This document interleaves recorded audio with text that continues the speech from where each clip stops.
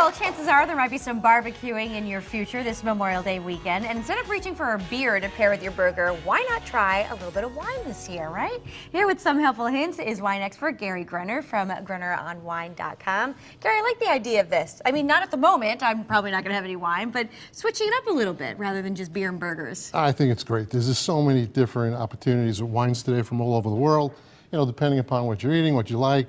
You know, and it's something, it's healthy, number one, you know, and it's something that, you know, and it's probably one of the best gifts to bring to anyone's house. That's true. Always a great hostess gift. Everyone loves a bottle of wine. So happy Memorial Day to everyone. Yeah. And everyone, I know everyone's cranking up the barbecue this weekend, and you probably have plans on going out to the wine store, making some selections. So I put together some handcrafted small selection wines. Fantastic, you know, that we could find here in Connecticut. That you can find here in Connecticut, and if you go online to Grunner on Wine, I'll have all the recipes to the burgers, and I'll have all some wine shops, the names there.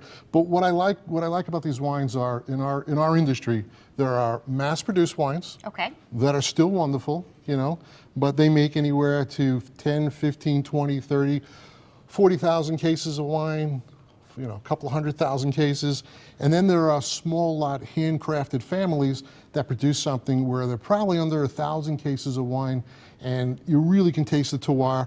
They're really dynamic, they're fun to have, and sometimes it's nice to know that you're drinking something that, you know, not everyone else has. Special, right? It's special. It's kind of cool. All right, let's talk burgers here, and then what to match it with. So I made 3 burgers, which, you know, I have 2 sons. I have a 23-year-old and a 28-year-old. So for the last 28 years, I've experimented with every type of burger to keep it going, keep them exciting, keep them eating, and you know, and we have a lot of fun. So I made 3 burgers. The first one is the California Overture, we call it. All right. You know, I try to be healthy, but you see there's 2 patties on there. So yeah, but there's not a huge bun, so I feel like it cancels it out, right? It's whole wheat, so I kind of stepped it up. So what's cool, it's you really, when you come to barbecuing, you gotta think about your blend, the meat. So it's about 80% sirloin, and I put in 20% chuck to keep it a little moist, and you know, to get the fat in there and make it really, really tasty. A little guacamole on there and some cheese. All our cheese that we do is I buy the big chunks of cheddar. And I like to slice them myself, so this way I don't come back from the supermarket and I get these tiny little pieces that just disappear. And I put some guacamole on there, and I put a little sauce with a little whole wheat bun, and that's our California Overture. Pick 2 wines. Sure. First one is white wine. It's the summer. So Lippi or Soave. Most important thing here is Soave. It's smooth, Soave. That's the Soave. So the cool thing is this is from Veneto, Italy, and Soave is one of my favorite white wines from Italy. I mean, it goes well, great acidity, the balance is there. People who normally don't like to drink wines, you know, they'll taste it and they'll smell it, and you got all the white blossoms, the almonds, pairs really well. You can drink it by itself, or it goes well with all kinds of summer salads, especially a burger like this. Great. So the two white wines to remember this summer is Soave from Italy. Tenuta Santa Maria alla Pieve is produced by Gaetano Bertani, one of the top winemakers. And if you want to try something else, you go to Argentina and you try Torrontés. All right. That's another white wine. Sounds great. The red that pairs with this is Hansen Grunner, and that's a Pinot Noir. I love Pinot Noirs. Unfortunately, the toughest wines to make because it's a really thin grape and it only really grows in certain areas. I think there's produced about 1,000 cases of Lippi. There's only 800 cases that I produce. So get yourself a bottle then, right? I produce this in California with Jeff Hansen.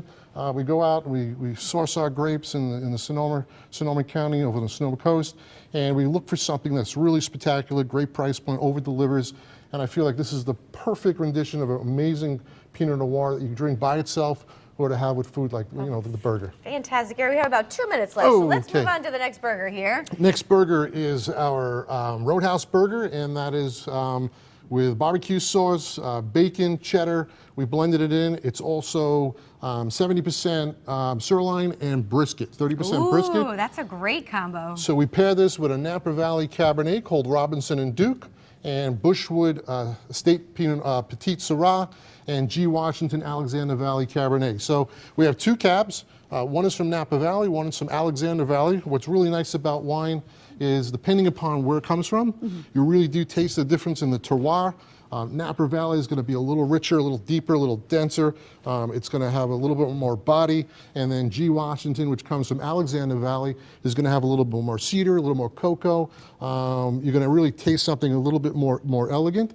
Both amazing cabs, and I love Petite Sirahs. I think Petite Sirahs are an underrated wine.